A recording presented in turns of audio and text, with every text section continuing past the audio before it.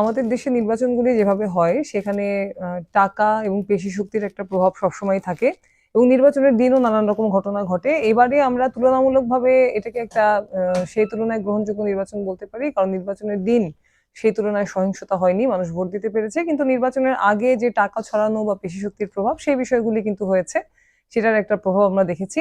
তবে তারপরও আমরা বলবো যে এটা তুলনামূলকভাবে গ্রহণযোগ্য নির্বাচন হয়েছে।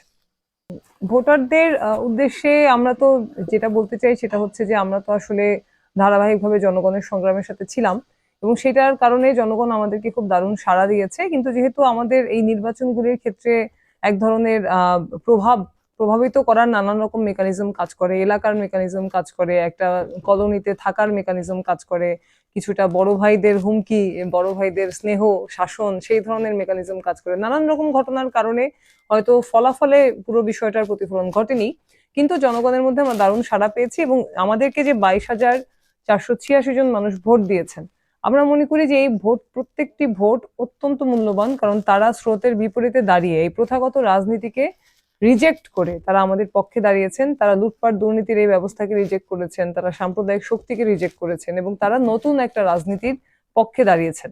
ফলে আমরা মনে করি যারা আমাদের পক্ষে দাঁড়িয়েছেন, এটা আমাদেরকে আরো দায়িত্বশীল করে তোলার জন্যই আসলে সেটা একটা বার্তা দেয় এবং আমরা সামনের দিনে তাদের যে আকাঙ্ক্ষা সেটা পূরণে দ্বিগুণ সচেষ্ট থাকবো। আগামী দিনের পরিকল্পনা?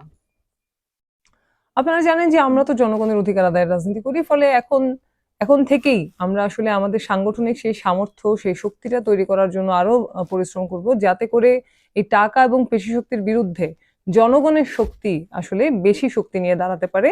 সেই জায়গা থেকে আমরা এখন থেকেই সাংগঠনিক সেই সামর্থ্য অর্জনের চেষ্টা করব, যেটা যে স্বপ্ন দেখে এই 22,486 জন মানুষ আমাদের পক্ষে দাঁড়িয়েছেন, তাদের সেই স্বপ্ন, সেই সমাজ বদলের আকাঙ্ক্ষা যেন পূরণ হয়, সেটার জন্য আমরা দ্বিগুণ সচেষ্ট থাকবো।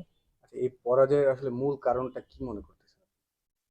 দেখুন, বাংলাদেশের নির্বাচন ব্যবস্থার ক্ষেত্রে টাকা একটা বড় ফ্যাক্টর এবং এখানে এলাকার প্রভাব, সেই যে এলাকায় যে ধরনের প্রভাব খাটানোর এক ধরনের প্র্যাকটিস থাকে আমাদের অনেক এলাকাগুলিতে। আগের 2 দিনে বাড়ি বাড়ি গিয়ে নানান রকম ভাবে কাউন্সেলিং করা হয়েছে, কিছুটা ভয় দেখানো হয়েছে, কিছুটা শাসন করা হয়েছে, নানান রকম ঘটনা এখানে ঘটেছে।